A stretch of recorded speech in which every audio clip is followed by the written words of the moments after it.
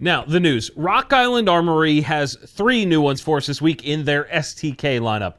These updated versions of the STK kind of flew under my radar earlier this year, got released a little bit ago, and they're kind of interesting, so we're going to cover them now. The STK 200 is essentially a Gen 3 Glock 19 clone.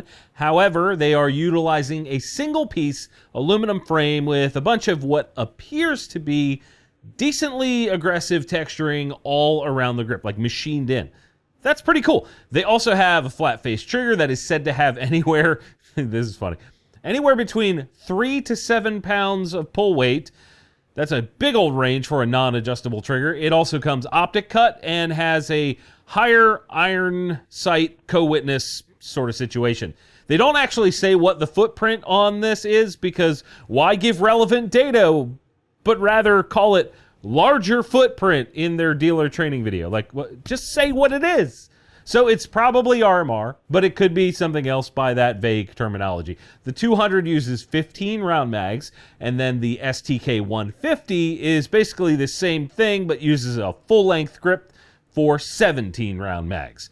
Both the STK 200 and 150 have 4-inch barrels. Then we have the STK 100 Ultra, which is using a 2-piece aluminum frame, clamshell style. It has a 1911 grip angle. It's optic cut, again, with no actual footprint listed. The barrel length on the 100 Ultra is 4.5 inches, and it has that same full-size grip for 17-round mags. It's using that same improved grip texture from the smaller guns, has the larger sights from those same guns, and that same trigger with that wide spread of pull weights. For whatever reason. The MSRP across the board on these is why they're interesting. MSRP is $450 on all 3 versions. That's really solid value if these aren't trash. I know some of my GunTuber friends really did not like the first version of this thing, so I'm hoping that the new updated versions are pretty rad. At the same time, I have yet to shoot a metal frame Glock clone that isn't kinda gross, so I'm skeptical. I want them to be good because I enjoy metal frame pistols, but how many Gen 3 Glock clones do we really need? Is this an actual improvement? I don't know. It's tough to say for sure, but it seems like everyone is jumping on that wagon these days for whatever reason. Just beat it to death, right? We beat ARs to death. Let's beat Glock clones to death. Next up, 2011's getting beat to death. Welcome back to another episode of the Gun Collective News. I'm John Patton. And GunCon tickets are on sale right now over at guncon.net. The tickets are the same price as last year. They're $50, and that includes your lunch and a limited edition t-shirt, which is basically worth $50 by itself. And you get to come hang out with some incredible gun tubers. I'll be there. There's a bunch more. There's a bunch of great brands and a whole lot of other freedom-minded folks. Tickets are limited, so head over to guncon.net right now and grab yours. Moving on. Bighorn Armory is one that's kind of a unique brand. To my knowledge, I was actually the first person to ever approach them about having a threaded muzzle and raised sights on one of their rifles back. It was around 2013. Took 2 years to get the gun. I ordered it way ahead of time. Anyway, fast forward to now. They've just released what they are calling the Spike Driver Tactical, which is a 500 Magnum lever action. This is a more simplified version, I guess, of the gun that I bought all those years ago. It has a 16-inch barrel, scout-style pick rail on top, fiber optic front sight with a peep-style rear, walnut furniture that actually does look pretty nice, and black, presumably Cerakote finish. The thing that makes this tactical, in giant air quotes, is the fore-end getting the addition of a weird-looking M-LOK cod piece. I don't even know what that is. And then the muzzle gets a big old break on it, which is actually probably helpful. The MSRP for such things is $3,100. To me, this is not quite the right execution on the concept of modern and classic coming together. This seems like the tactical part is kind of an afterthought rather than an integrated part of the gun. Also, I agree with you guys in the comments. I see this from time to time. You guys want to see 500 Magnum lever guns from all the lever gun makers out there. I agree. That's a great call. It would require some effort, but do it. In other gun news, Siren, a shotgun brand specifically aimed at women, has a new one called the L4S Elevate. At the core, these are 12 gauge with 28-inch barrels using a gas piston system with a vent rib that can be swapped out for other vent ribs that are different heights. So if you're into that, cool. Along with the Monte Carlo style stock with an adjustable cheek riser, black anodizing on the receiver with purple accents. That's kind of their thing. And what they call the tri-wood finish on the Turkish walnut. They claim that this is the softest 12-gauge shooting experience possible. And they also say the gas system acts as a shock absorber. I call absolute bullshit on it being the softest out there, but either way, it should be pretty amazing because the price tag is $2,900 for the right-handed version and $3,120 for the lefty. Like I've said before, I am an enjoyer of 12-gauge, so I'm hopeful that this one isn't just an overpriced Turk Nelly, but it's hard to say because I haven't shot one. Anyone out there watching, if you've tried a Siren shotgun or you own one, let us know down in the comments. And while you're doing that, how's about a word from this week's sponsor, Wooks? Wooks just introduced their new vertical forward grip as part of their Vigilante line of products. And I gotta say, I'm really digging it. It rounds out the product offerings, and on top of that, it's actually functional. It also matches up really nice with their walnut M-Lock rail covers. If you use TGC 10 over there, you'll probably spend a couple less points, and that would be great for you. I would love that for you. Big thanks to Wooks for supporting TGC. Let's keep it rolling with this week's Friendly Fire question. If you want to ask me a question, slam it down in the comments with the words Friendly Fire so I can actually go back and find it. This one's got a bunch of attention this week, so I wanted to talk about it with you guys. Jesse Rodriguez says, how do you feel about the current situation with Aero Precision? For those that don't know, the internet is pretty upset with them for huge delays in order and sort of lacking customer service and transparency. This is a tough situation. I know the people at Aero and consider them to be friends. At the same time, I see the anger and frustration that you guys have about it, and I think it's valid. I actually spoke to someone over there not super long ago about this, and I was told that they are very aware of what's going on internally, and they say that they're working hard to fix the issues and fill the back orders as quickly as they can. They also told me that they are aware that this is going to take some time for them to fix on the long time. They've got to fix their image. They know that. I personally don't know how it got to be this bad, or if it's being perpetuated by the internet, and maybe it's really not that bad. I don't know. But at the end of the day, it's just not a good look. Thankfully, they know that. I'm trying to get one of the folks at Aero to be a guest on the TGC podcast to talk about all this.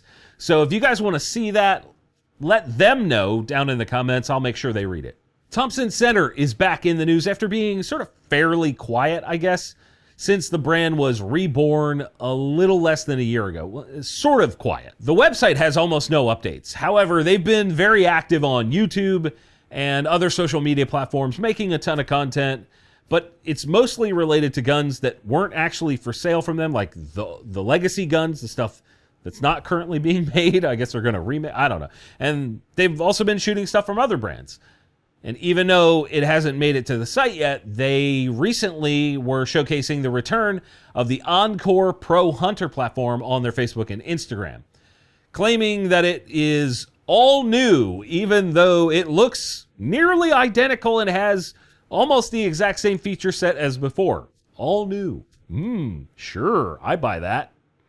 Long story short, the variations shown include a 26-inch rifle with a threaded barrel, shotguns with a 24-inch barrel, and 26-inch rifled barrel. They also mentioned a 15-inch smoothbore handgun barrel. That's kind of cool.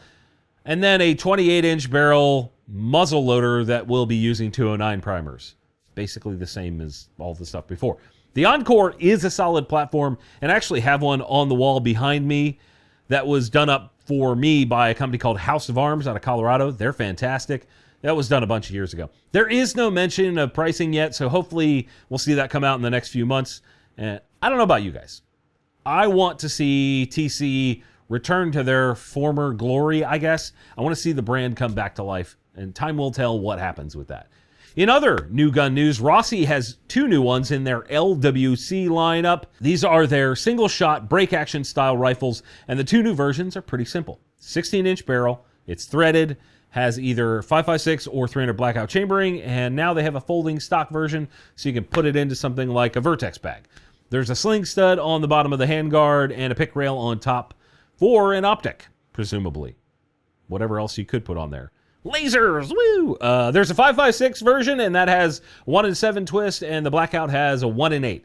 Both of these would be pretty rad. I think the Blackout Subsonic in this setup is tons of fun. Be cool for varmint control or just range fun. Years ago, I had a handy rifle from H&R that was similar, but didn't have the folding stock, and it was a lot of fun.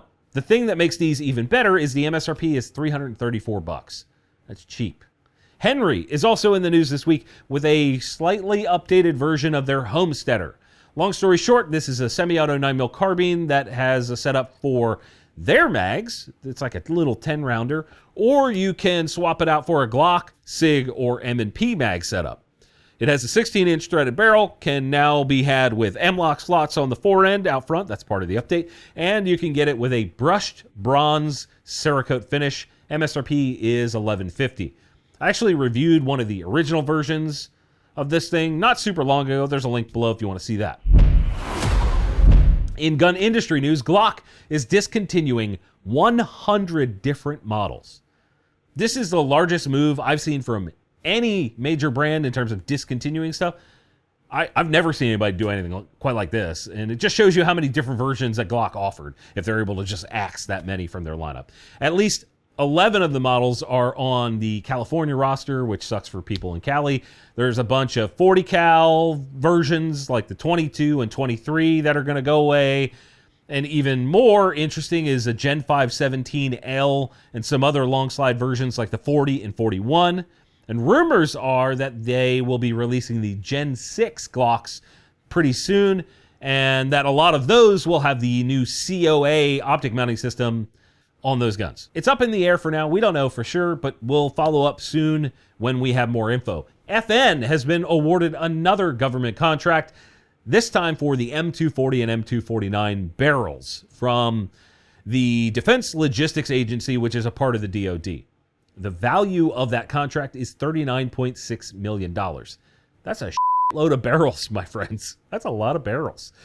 In other quick industry news, 39,000 student athletes have joined the USA Clay Target League's spring season this year. Student athletes! Oh, that is brilliant, sir! That's fantastic. I love seeing more young folks shooting, and clay sports are a great way to do that.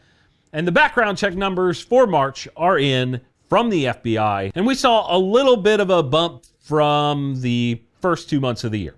March had just under 2.6 million background checks, and that's about 50,000 short of last year's number for the same month. And that brings the total to just under 7.3 million for this year so far. For comparison, we're only about 6,000 checks down from last year during the same period. What's interesting, though, is the gun industry, from all the chatter that I'm hearing, is reporting kind of sales being down across the board, even with the background checks remaining pretty stationary. Kind of 2 to 2.5 million. That's where we've been for a long time. So that's interesting hearing that they're down. Now, of course, these numbers are not a 1-to-1 ratio for guns sold, but rather a trend indicator. So perhaps this stabilization is the new normal, I guess.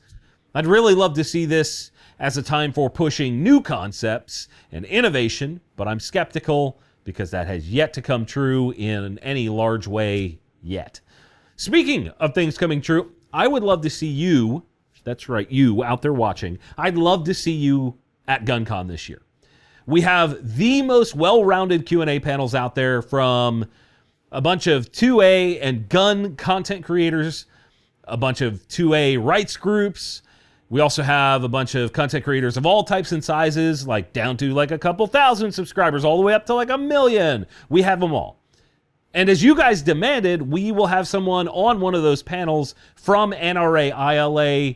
They'll be on the 2A panel this year as well, so you guys can ask them questions. On top of that, We will have a bunch of gun-related brands showing off their latest and greatest, hopefully some new products getting released, as well as a ton of content creators of all kinds for you guys to hang out with all day on June 28th at the Swiss Drill Building in Cleveland, Ohio. I know people are like, oh, Cleveland sucks. Yeah, I know, but we're there. GunCon is there. Come there. If you're thinking about coming or just want to understand more about GunCon, put your questions down in the comments so I can answer them in an upcoming video. That would be very helpful for me. You guys are the only way this works, so help a brother out and support us this year at GunCon. Go to guncon.net to get your tickets right now. See you there.